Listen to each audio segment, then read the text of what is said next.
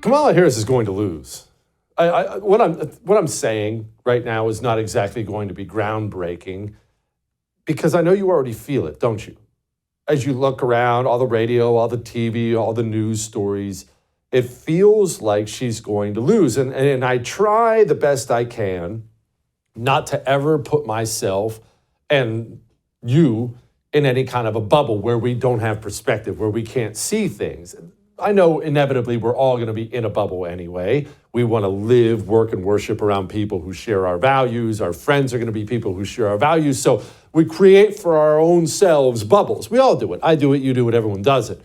But what I'm about to say, I feel it. Don't you feel it? It feels like not only does Trump have all the momentum, it feels like Kamala Harris is just simply historically bad. And as unbelievable as this sounds, I think Joe Biden would have done better. Don't get me wrong, it's not that I think Joe Biden would have won, but I think Joe Biden, even with his brain gone, would have been better than Dome. She's just historically bad. Digest this for a moment. If she does lose, and it feels like she's going to lose, and I'll give you my reasons why in just a moment. I have some specific reasons, but if she does lose, think for a moment about all the things, all the different extremely powerful entities that are not only on her side, that really undersells it. They're not only full out campaigning for her, but they have been calling Donald Trump Adolf Hitler for 10 years. So all these people, the media, the education system, Hollywood, the government itself, all of them completely in the tank for Dome. All of them calling Donald Trump a Nazi. And yet, she's losing? And more than just losing, I feel like there's a social stigma now about voting for her in the way that there was for Trump. Now, let me clarify. I don't think you ever held a social stigma, whether you voted for Trump or not. Maybe you're a Trump super fan. Maybe you're on the right, but you don't like it for one reason. But you would never have voted or not voted for him based on a social stigma.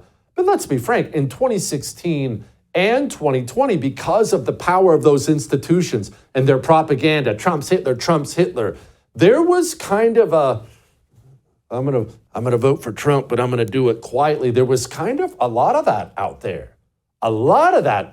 Ooh, it's shameful, it's embarrassing, or I'm not really ashamed, but I don't want to advertise it to my friends. Tell me you don't see that flipping in real time to being shameful to vote for her. And so let's get on the list. What are the reasons? There are reasons. What are the reasons? Why is she so bad? First of all, she's dumb. Now, there's different kinds of dumb, keep in mind.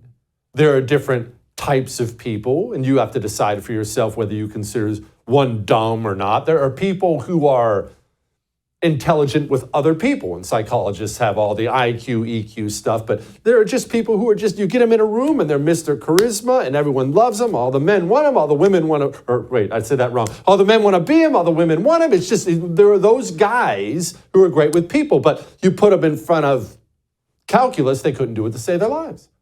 And then there are people who can do calculus all day, every day, but you ask them to have a 5-minute conversation with somebody, they can't do it. The words don't come up, they can't do it. So dumb is a strong way to put it. What I mean when I talk about Kamala Harris being dumb, it's not actually a reference to her IQ. It's really genuinely not. Her brain has atrophy because she hasn't used it. She's never had to use it. She came up in the California Democrat-run system, and she came up as a minority woman in the California Democrat-run system. That is the ultimate leg up in any Democrat state like California. She's a Democrat, check. Wait, she's a minority? Whoa, check. Wait, she's a woman? Whoa, just hand her the office, check. And so as a result, we know this from studying her career now, she has never had really, really tough questions. She's never had to sit down and do a town hall and answer hard questions. She's never had hard-hitting media interviews. She's always been able to essentially do the, I'm a minority woman and a Democrat. Every answer has always been a version of that for the entirety of her career, all the way up to California Senate, California AG. She didn't even really have to do much to be VP because no one really gives a crap about the VP. Well, now she's under the bright lights. She's on the main stage and she gets asked questions and we all make fun of her for these word salad answers, but her brain, she's 60 years old, give or take a year. Her brain just has never been used. Some voters, though, might ask, you've been in the White House for 4 years. You were vice president, not the president. But why wasn't any of that done for the last 4 years? Well, there was a lot that was done, but there's more to do, Anderson. And I'm pointing out things that need to be done, that haven't been done, but need to be done. She never says anything. Why? I know it's crazy. She doesn't know how. That's, you have kids, younger kids? Today, because of social media, because of iPhones and things like that, you have to be more focused. I have to be more focused with my kids and teaching them how to have conversations, because that used to be something that happened naturally for kids, but it doesn't anymore. So you have to teach them how to speak, how to have a conversation, ask questions of others. You know, they have to learn it. Otherwise, they will never know. That's Kamala Harris when it comes to answering tough questions. She's never done it. No one taught her how. It's never been a necessity. She simply can't. And that also brings me to my next point on why she's going to lose. It's her personality. I hate this about politics. Maybe you hate it about politics, but oftentimes politics is a personality contest. It really is. We don't want that. And frankly, it shouldn't be. It shouldn't be the vote for prom king, for prom queen, but that's really what it is. Dome doesn't have one. You've been reluctant to lean into, to talk about the historic nature of your candidacy on the campaign trail. Why is that? Well, I'm clearly a woman. I don't need to point that out to anyone. It's not funny. Why does she do all that laughing? Why all the time at inappropriate times? She's never had to develop a personality either. You ever hear, remember those dumb blonde jokes? I don't even know if those are around anymore, but when I was a kid, there were all these hilarious dumb blonde jokes. And the whole thing was, oh, blondes are dumb, blonde women are dumb. That was the idea, the idea behind the joke.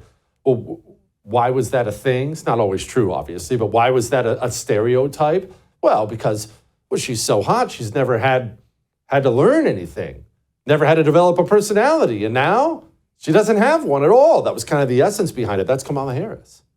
For different reasons, but that's Kamala Harris. And people hate that. People will vote for the most despicable policies in the world if they like your personality. Ask Barack Obama. That's how he got elected. So that's a big reason she's going to lose. Another reason is simply this, the tangibles. You and me, we're political people. So we care about things that, I don't want to say small, they're not small, but we care about things that the average norm, the norma, the average voter doesn't care about. But everyone cares about prices. Everyone now, they're looking at their bank account. They're looking at how their money just doesn't go as far. And they're angry, they're depressed, they're sad, whatever. And Kamala Harris doesn't have a good answer for these questions. I am very clear. Cost of groceries still too high. The voters know it. I know it. What? You've been in power for 4 years. What does that mean? So that's one thing people are angry about. The second thing norms and normas are angry about is all the illegals. They have eyes, they see. Even if they don't know what you know about politics, they understand when Joe Biden and Kamala Harris got elected, the border got thrown wide open and she doesn't have an answer. I have personally prosecuted everything from low-level offenses to homicides. I know what a crime looks like. And I will tell you, an undocumented immigrant is not a criminal. She's on record wanting them to be here. Tons of video. So now she has no answer. Oh, you're angry about illegal immigration? Me too. She doesn't have an answer. And finally, the radicalism of the tranny stuff. How long have you been watching this show? Because this is something I've talked about for the longest time.